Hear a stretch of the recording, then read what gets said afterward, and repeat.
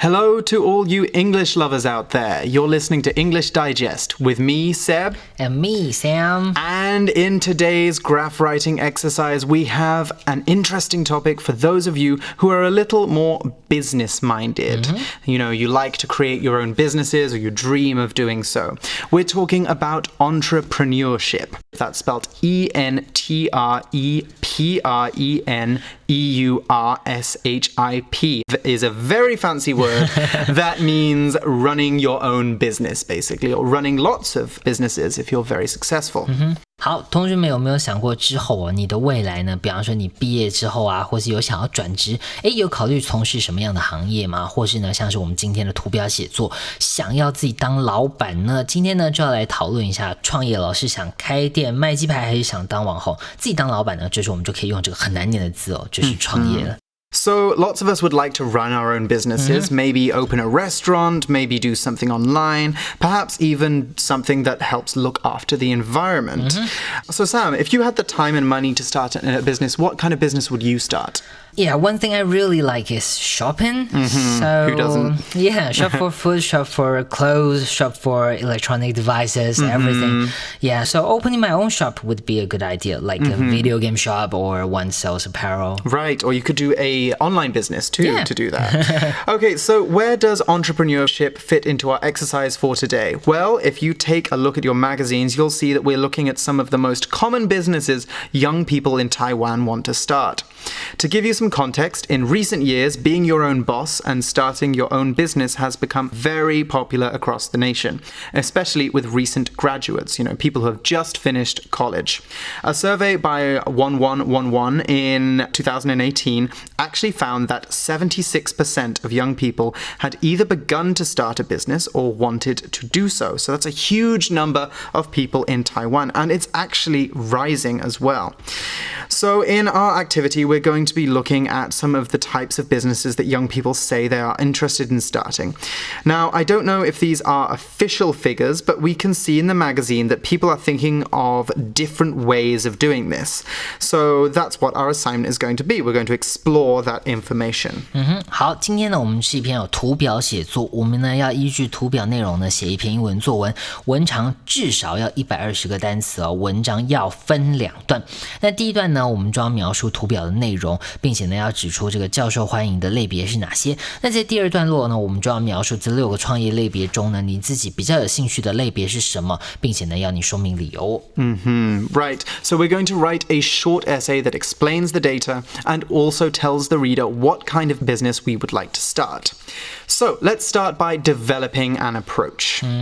好，马上呢看到今天呢我们就是一篇图表写作。那图表写作的重点呢，当然就是要真实呈现出呢我们图表上面的资讯包含像是这个统计数字啦，它描述的事实啦，还有这个数据分布的情形，比方说呢哪一个最好，哪一个最差，还有呢它这个调查和报告的说明，比方说呢是在哪里，针对什么人做的一个报告、一个调查等等，这些资讯呢都要在我们的文章里面来露出。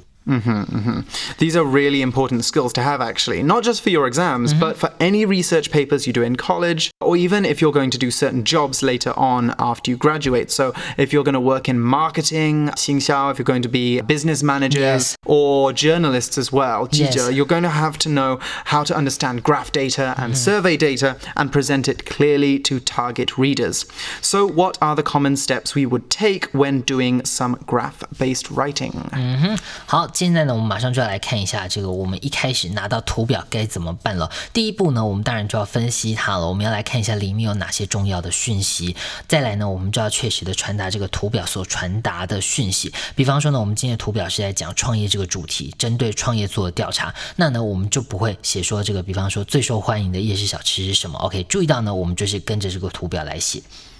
Right, so for example, we could say that in this graph there are 6 categories. So we saw artisan, that's 手工艺家. So that is somebody who makes their own crafts or makes their own products and sells them too. So for example, if you're going to make your own wooden flower pots, for example, you make them, you sell them. If you go to Yongkangjie, for example, you will see a lot of artisans there, a lot of people who make their own things. Another one that was popular was cafe owner, 咖啡厅老板. So So yes, that's another one which I'm not surprised is popular in Taiwan. Everyone has a cafe in Taiwan, I think. Yeah. Social media editor, and that could be somebody who manages social media accounts, or it could be a blogger as well. It could be somebody who writes stuff about the world or their own opinion or promotes products. All of those could be social media editor. And mobile food truck. So that is another one which is very trendy now, I think. Yes. And we've got two more: tour guide, so you know that one, and internet celebrity, which we can translate as Wanghong. So if we were talking about YouTube or Instagram, we could also say influencer as well, or any platform actually. An influencer is someone who does a lot of product placement, who talks about different products and gets people to buy them. So I think that's Yepe, isn't it? Yes. Yes. Right. Other than that, in the graphs, we could also talk about the size of the study, how many people we asked, or how was the study carried out. So was it carried out with a questionnaire, a list of questions? Did they go and interview people? All of this has an impact on the data you have in your graph, so it's important to include it if you have that information. 好，看到它是一个什么样的图表之后呢，再来我们第二步就是要来解读我们图表的内容了。比方说呢，像是我们今天的图表里面，有哪一些职业上榜了，这些职业又是哪一个最受欢迎，还有呢，我们是对什么人来做这个调查等等，这些资讯呢，就是在我们的第二步骤呢，我们就要来解读这些内容，传达给我们的读者。So what is this information telling us? Well, for example, we can tell that people likely gave more than one answer.Because if not, we couldn't have 70% of people saying they wanted to be artisans, while another 62% wanted to run cafes. That's not possible. You can't have more than 100%. We could also say that food and crafts are the most popular types of businesses because the first, second, and fourth choices are all connected to those two things in some way. We could also say that the majority, so that's the more than 50%, or the vast majority, that's way more than 50%, of people who responded wanted to work in one of those fields. 描述完了之后呢，最后就要根据我们看到这个图表的内容，加上你自己的看法了，也就是我们今天的这个第二段落，你呢就要来描述自己的看法、自己的推论，或是呢你自己的经验呢，来呼应我们的主题了。我们在题词里面呢就讲说，第二段呢就从这几个工作里面选出一个你最想做的工作，那这个部分呢就是你的这个看法、你的推论、你的经验了。Lastly, a quick tip: when describing and interpreting the information in graphs and studies, it's important to use simple, straightforward language that makes it easy for the reader to understand what you're saying.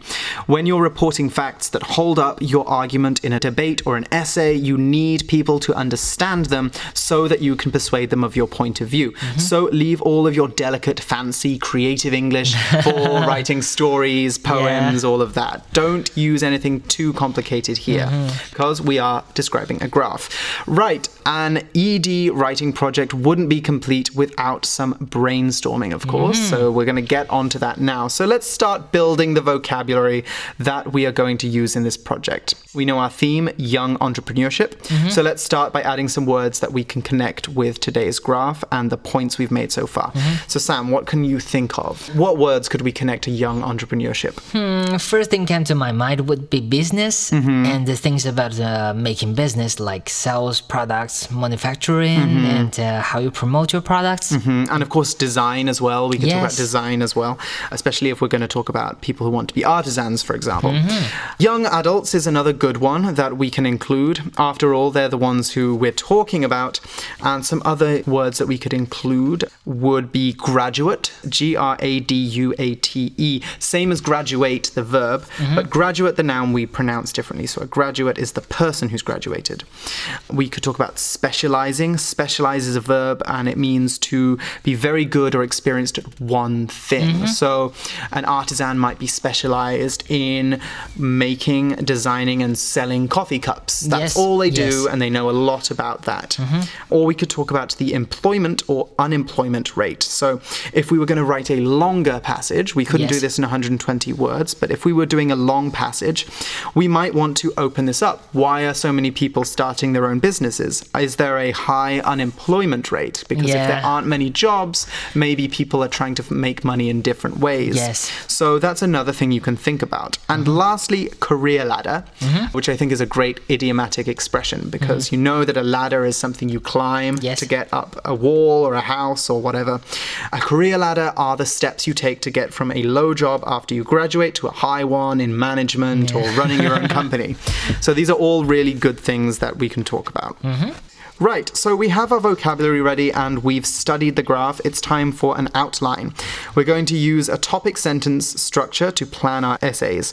Topic sentences, you'll remember, are statements we make at the beginning of a paragraph so that the reader knows exactly what we are talking about. As this is a 2-paragraph essay, we are going to have 2 topic sentences. So let's look at the first of them now. 好，马上呢，我们就要来开始拟定我们这个大纲了。拟定大纲的时候呢，我们当然首先就是需要一个主题句，这个 topic sentence。那这个主题句为什么重要呢？因为呢，我们文章篇幅有限呢，你最好在一开始呢就把这个主题句写出来，让读者呢很清楚知道你要表达的是什么，你要讲的是什么，这篇文章的主旨是什么。那呢，我们有2个段落，在第一个段落里面呢，我们就看到这个主题句了。他说呢 ，This graph shows what young adults think about starting their own businesses. OK， 他就说呢，这个图表呢呈现出来这些年轻人呢对于他们自己创业呢有什么样的想法。Right. And if you look at your magazines now, you'll see that we're going to back up this statement with a couple of other points, smaller points which can back up our argument.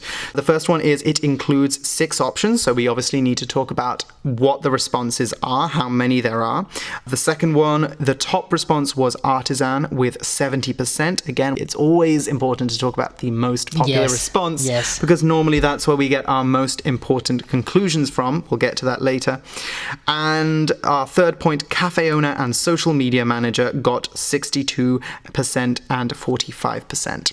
So those are all pretty descriptive, but if we have the word count, we can expand on them by interpreting the data a little bit. So those are your 2 main tools for attack when you're talking about graphs. You want to describe and you want to interpret. Interpret, remember, is to work out a conclusion on your own based on the information that you have. 好，在第一段落其实比较简单哦，因为在这边我们其实就是描述图表内容哦，看到什么就写什么，相较之下是比较容易。第一段落里面描述图表内容呢，你也可以把你的这个推论呢呈现出来。那呢，再来看到呢，我们第二段落呢就要来讲你自己的想法了。OK， 你想要从事这6个行业里面的哪一个行业？那第二段落呢，这个我们作者一样给了他一个主题句，他说 If I could run my own business, I'd choose both artisan and cafe owner. OK， 如果我可以开始创业的话呢，那我会选择的是这个手工艺的创作者，或者是呢成为一个咖啡厅的老板。Okay, nice. That's a good start, but we don't want to leave it there, obviously. If that's where you end your passage, it's a little bit short. You can't just answer the question that's on the paper with 1 sentence. You're going to get 0 points for that in your exams. We need to expand on that. So if you look at the points that the sample is making, you'll see a good example of a good essay planning technique. After you make a statement like our topic sentence, ask it a few W-word questions. So you know the what, where, when, and whys. This will give it more information and back up your point. And if you're trying to convince somebody of something, it also helps give them more reasons to believe you. If you say that the most popular sport in Taiwan is basketball, and then you leave it at that, that's just your opinion. If you then follow it with some statistics, a study you looked at, some interviews with experts, then suddenly people are going to believe what you're saying. So it's the same here, different topic, but the same basic principle. So let's look at that statement. If I could run my own business, I'd choose both artisan and cafe owner. So if we're talking about being a cafe owner, what kind of cafe would my cafe be? Well, we could say I would open a cafe with a creative workshop. Okay, so now we see how we're connecting those two. We have the coffee service and we also have activities and things that we can sell. So as another question, what kind of handicrafts or craft activities would my cafe have? So it says here, I would host DIY events and sell crafts. Okay, so now we know what kind of activities we're doing. It's good to finish off this point by saying why we think this is a good idea. And our reason here is good coffee would attract more people to the shop. So my cafe would help the shop, and maybe the other way around too. Maybe the shop would also help the cafe. Because you have like different events, so you kind of set yourself apart from normal cafe. Exactly, and people might get a bit tired. They might think, okay, I want a break, and oh, there's a cafe here. I should stop and have a coffee. So you want to open a cafe and a store, but what are you going to sell? Will you do any activities? And most importantly, why do you want to do this? Why do you think people will like it? What benefits will it bring? These are all things that we can put in our outline. So last off, we want to give a quick conclusion to tie everything together. So in the article, we see, I think a creative cafe space would be a great business to run. So we're just confirming this is why I want to do it.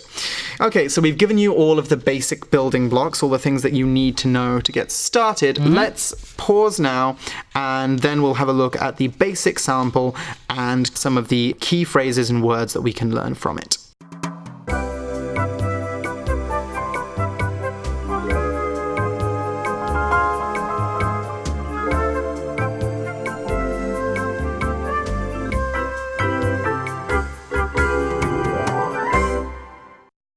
Basic sample.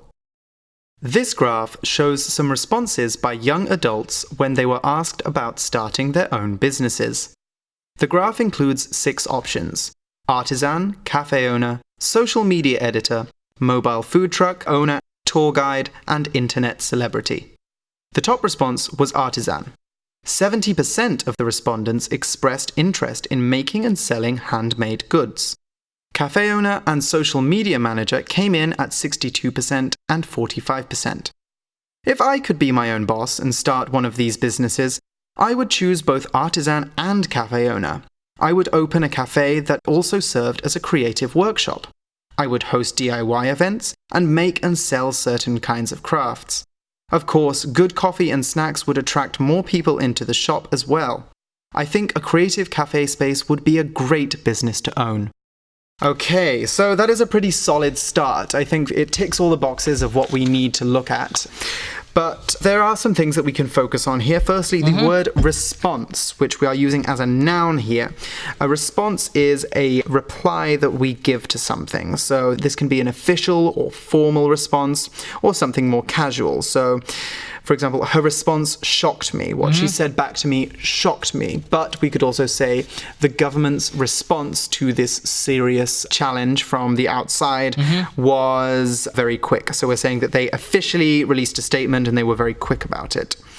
When you're writing about studies and surveys, you're also going to want to know the word respondent too. And a respondent is someone who responds to a question or study. So, for example, this study had a sample size of 50 respondents. We asked 50 respondents some questions to get this information. Response 呢，这个字就是一个名词哦，它的动词呢是 respond 或者是 reply， 就是回复的意思。那 response 这个字哦，它可以这个很 casual 的，比方说刚刚讲说哦，他回答你的一句话，或者说政府对于什么事件的一个回应，它可以正式呢，也可以很口语。那对于什么事情的回复呢，我们通常就会加 to 哦。OK, so far the responses to our campaign have been positive. OK, 目前为止呢，对于这个我们的广告的 feedback， 我们收到的这个回复呢，都是正向的。那这个 to 是一个介系词，后面接一个事情。那另外呢，刚刚 Sep 提到另外一个单词 respondent 指的呢，就是这个问卷的受测者，参与访问调查的这些人。And we also saw a very nice phrase here as well: express interest in something. So you might already know the word express. We use that to say that we are showing our emotions or showing our opinions, either in a physical way or through words. So when we express interest in something, we show we are interested in it. The passage is saying that 70% of respondents were interested in making and selling things. We can also use express interest in formal letters to mean I would like or I want to. And lastly, we can change it slightly and we can say that we express interest in someone. And that could either mean an employer is interested in hiring one person. They might send a message to express their interest in hiring that person. Or it could also mean to like somebody in a romantic way as well. So he expressed his interest in her by buying her flowers, for example. 好 interest 这个字就是兴趣的意思，所以呢人对什么事情有兴趣呢，我们就可以说 be interested in something。 那注意到呢我们这边用这个 in 呢来接上感兴趣的事情，比方说呢我们问卷里面有 70% 的人对于这个做东西卖东西有兴趣啊 OK， 或者是我们也可以 interested in 人 OK， 可能是比方说你觉得他很不错，想要找他来我们公司上班，还是呢你这个暗恋他，觉得他很不错，可以想要跟他交往都可以那 Seb 另外提到呢这个 express interest in something， 对什么事情表达兴趣。And lastly, we saw came in at, which is another useful phrase, especially when talking about statistics. We can use this one when we're talking about how someone or something did in a competition, or when we're ordering the results of a survey like we are doing here. So, for example, if we're talking about a running race and we have a girl called Georgina, we could say that she came in 9th at the big running race. That means that she was the 9th person to cross the finish line. Come in 呢这个片语呢有很多的意思在这边它可以是比赛得到的名次，你得到第几名，那它也可以表示比方说你要进来一个房间请进，或者是呢什么产品推出什么东西开始流行，其实呢我们都是使用 come in 这个片语。And lastly, we saw the word space, a creative space. And we're using space here as a generic term, so a kind of like useful, use it as you like term for a venue, business, or building. So, for example, you might know share space or co-working spaces, and these are very popular nowadays. They're basically areas where you can just rent part of an office to use for your business, but you're sharing it with lots of other people at the same time. So this is a space, this is a co-working space. We could also talk about safe spaces, for example, a safe space for LGBTQ youth, and that is an area or organization where gay, lesbian, trans teens can go where they know that they won't be bullied and they can feel safe. So here, space is not literally meaning the empty bits of a room. We're talking about something actually physical that has a use. Space 这个字其实就是指地方，但是呢在这边不是真的指一个空地它可以是一个概念或是一个空间。比方说呢像是我们说这个办公空间，或者说像我们刚刚讲到一个组织，在这个地方呢你是可以感到很安全的等等这些呢我们都可以用 space 这个单字来表达。Right, let's take a look now at the advanced sample. Advanced sample. This bar graph shows the kinds of businesses young adults in Taiwan would like to start as an alternative to working for established companies. 70% of people surveyed said they'd like to get involved with handicrafts, making and selling their own goods. Meanwhile, the notion of owning a cafe was also popular, with 62% of people showing interest. Other popular choices were managing social media, running a mobile food truck, working as a tour guide, and becoming an internet celebrity. Given the choice of these 6 careers, I'd like to be a tour guide. On large group tours organized by travel agencies, everyone is always rushed from place to place. If I were my own boss, however, I would give tours to individuals or very small groups, and spend more time getting to know Taiwan. I'm passionate about my country, and I love regaling people with its history. I also love Taiwanese cuisine, so I could show everyone the best places to eat. That's why being a tour guide would be the perfect job for me. Okay, so as usual, the advanced sample is a little bit more eloquent. It's got a little bit more detail, a lot of interesting structures there. The first useful word we can see there is alternative, which is a noun. And basically this is a quite common word we use to mean another option for something. So you can see in this sentence, young adults in Taiwan would like to start as an alternative to working for established businesses. So instead of working for established businesses, they would like to start their own companies. So that is how we use alternative there. But we could also use it as an adjective as well. So we can look at the alternative options, for example, or alternative routes to get from one place to another, if there is more than one route. Yes. 好，所以呢这边我们首先看到了这个 alternative 这个字呢，它可以当做形容词它就是这个替代的有选择的，比方说我们刚刚讲说这个 alternative plan 替代方案，或者是呢这个 alternative route 这个替代道路，那它呢这个字当然也可以当成名词，就是你的一个选择了。And handicraft, I think, is another really useful one to do. Now, this one is actually a combination of 2 words, and when you pull it apart, you can see what it really means. Handicraft comes from handy, which is normally spelt with a Y, and craft. So Something handy is something that we do with our hands, 手工. So if we have something which is a craft, something we've built or made, and it's a handicraft, then that is something that one person has designed. So quite often if you go to, for example, parts of southern Taiwan, parts of Southeast Asia, you'll find lots of local minorities, Aboriginal groups, or just people in countryside areas selling local handicrafts. So woodwork and weaving and all things like that. So these are all examples of that. But if you go to Yongkang Street as well and you check out some of the stores there, then you will see a lot of handicrafts there, a lot of typical Taiwanese handicrafts. OK, handicraft 这个字呢，其实就是拆成两个字就是 handy 跟 craft， 所以呢，其实就是手工艺或者是手工艺品的这个技巧，或是呢它的成品都可以叫做 handicraft。另外呢，我们看到 notion 这个单词 ，we saw the word notion. We did. The notion of owning a cafe was also popular. That was how we used it in the sentence. Now, the notion of is kind of like the idea of or the concept of. So quite often we will use this more in formal writing or in more formal reports, normally as kind of like an adverbial phrase. If we take it out, if we just say owning a cafe is popular, that means that lots of people have their own cafe. But if we start the sentence with the notion of owning a cafe, we don't necessarily mean that people actually have a cafe. It means that the thing that's popular is the idea of having a cafe.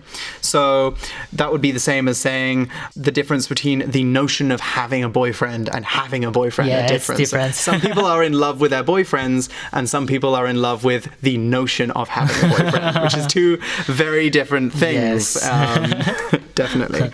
好，所以呢 notion 这个单词就表示想法或是见解。那呢什么样的想法我们就可以说 the notion of， 比方说在这边我们说 the notion of owning a cafe， 开一间咖啡店的这个念头，但是呢你并不是真的开了一间咖啡店了。And lastly, there was a word in this passage which I really love, and that is regale, which is not the most common word, and it means to entertain people with a story.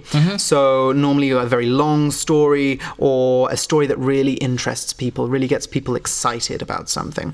So we don't use this very frequently, but it is a great word for creative writing. Here are some other story words you can use too. We could talk about narrating as well. That's Narrate. And that basically just means to give a spoken or written account of something. So, we could talk about somebody narrating events through a news report, or we could also talk about a character in a book narrating something. So it doesn't actually have to be the writer who's doing the narrating. And lastly, one thing that we all do, reminisce, which is a verb which is spelled R-E-M-I-N-I-S-C-E, reminisce. And when we reminisce, we look back fondly on our past and we're talking about something that we kind of miss or we feel nostalgic about. The good old days, basically. We reminisce about the good old days. 好，最后呢，我们看到句子里面用了这个 regale 这个动词它其实就是盛宴或是款待的意思。所以我们句子的意思就是用台湾丰富的文化、丰富的历史呢来款待、来招待这些外国旅客。So there you have it. Today we've learned about entrepreneurship, describing and analyzing data, and learned some interesting facts about Taiwan along the way. So do you think you might be a little bit more interested in starting a business for yourself, Sam? Maybe, kind of. Maybe. It is a lot of work though, right? Yeah. You've got to do quite a lot of planning before you can actually start a business. And where's the money coming from? Exactly. I think I'm just going to watch Netflix. Anyway, while I watch Netflix, you guys have to get on preparing for your entrance exam, so you get started on writing your graph text now, and we will join you again soon for some more exciting English. For English Digest, I'm Seb. And I'm Sam. And we'll see you again soon. Bye-bye. Bye.